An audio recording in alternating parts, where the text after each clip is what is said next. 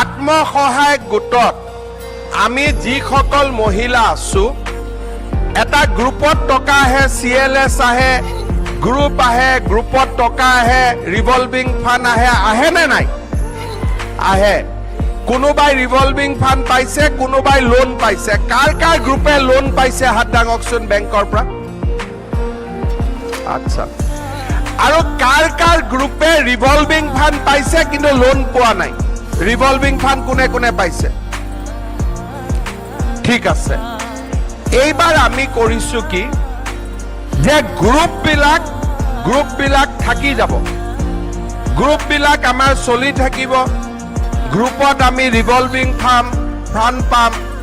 বেংকৰ পৰা লোন পাম গ্ৰুপৰ মিটিং বিলাক আমাৰ চলি থাকিব কিন্তু যিবিলাক আত্মসহায়ক গোটৰ মেম্বাৰ আছে তেওঁলোকক আমি প্ৰত্যেক গৰাকী মহিলাক আমি এখন ফৰ্ম দিম ফৰ্মত খালি এটা বেয়া কথা লিখা থাকিব যে আপোনাৰ বাচ্চা কিমান সন্তান কিমান বহুত বেছি সন্তান হলে সুবিধাটো নাপাব অলপ আমি তাৰ এটা লিমিট আমি কৰি আছো আৰু 10 দিনত দিম তাৰ লিমিটটো যি নহক কাৰ দুটা বাচ্চা আছে হাত ডাঙক ৰব কাৰ তিনটা আছে হাত ডাঙক চাৰিটা কাৰ আছে আচ্ছা তাৰ মানে ইয়াত সবকে ভৰিব লাগিব মই আমাৰ জেনেৰেল কাষ্টত যিমান মহিলা আছে তাৰ তিনিটা সন্তান থাকিব লাগিব তাতকৈ বেছি হলে নাপাব সব তিনিৰ ভিতৰত আছে নে নাই হাত ডাঙক আকৌ এবাৰ সব তিনিৰ ভিতৰত আছে কিন্তু টি গাৰ্ডেন বা আমাৰ OBC বা ST বা SC এই সকলক আমি চাৰিটালৈকেও আমি কৈছো ঠিক আছে চাৰিটা থাকিলেও হ'ব এতিয়া আপোনালোকক আমি ফৰ্ম দিম ফৰ্মত আপোনালোকক আমি সুধিম যে আপোনালোকে কি ব্যৱসায় কৰিব খুজিব কোনোবাই ক'ব মই গাহৰিৰ ব্যৱসায় কৰিম কোনোবাই ক'ব মই কুকুৰাৰ ব্যৱসায় কৰিম কোনোবাই ক'ব মই দোকান দিম কোনোবাই ক'ব মই তাঁতশাল বহুৱাম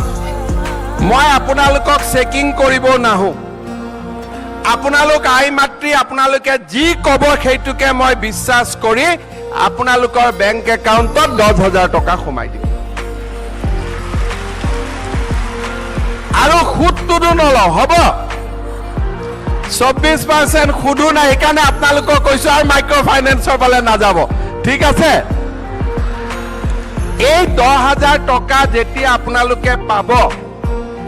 এটাটো গিৰিয়েক বিলাক থাকিবই যে মোক দি দে বুলি এই যে 10,000 টকা আপোনালোকৰ বেংক একাউণ্টত যাব গলে আপোনালোকে ফৰ্মত যি লিখিছে সেই কামটো আপোনালোকে কৰিব লাগিব যদি আপোনালোকে কামটো কৰে যদি ভগৱানে মোক ভালে কুশলে ৰাখে পৰৱৰ্তী সময়ত এতিয়া নহয় অলপ দেৰি কৰি আপোনালোকৰ বেংক একাউণ্টত আৰু 15,000 টকা আমি দিম কিন্তু 10,000 টো পাওঁতে চেকিং নহয় 15,000 পাওঁতে চেকিং হ'ব সেইকাৰণে গিৰিয়েকসকলক ক'ব যে এই 10,000 টকাটো তহঁতি নলবি কানি হাঁহৰ কণী পাৰিব আৰু 15,000 টকা হ'ব সেইকাৰণে এতিয়াই লৈ নাযাবি তাৰমানে 10,000 ভালকৈ ব্যৱহাৰ কৰিলে 15,000 আমি পাম ভৱিষ্যতে ঠিক আছে এই কথাটো মই আপোনালোকক কিয় ক'লো আমি এই টকাটো যিটো 10,000 পাম সেইটো আমি ভালকৈ ব্যৱহাৰ কৰিম এই টকাটো দিয়াৰ উদ্দেশ্য এইটোৱে যাতে ভৱিষ্যতে আমি মাইক্ৰ ফাইনেন্সত লোন ল'ব লাগে প্ৰথম ব্যৱসায় কৰো তাৰ পিছত যদি মোৰ ব্যৱসায়টো ভাল হয় তেতিয়া মই গ্ৰুপতো লোন পাম গ্ৰুপৰ পৰাও টকা ধাৰ ল'ব পাৰিম আৰু বেংকৰ পৰাও টকা ধাৰ ল'ব পাৰিম বেংকে আমাক 12-13%ত লোন দিয়ে আৰু আমি আপোনালোকক সহায় কৰি দিম বেংকৰ পৰা লোন ল'বৰ কাৰণে ভৱিষ্যতে কিন্তু 24%ত লোন ল'লে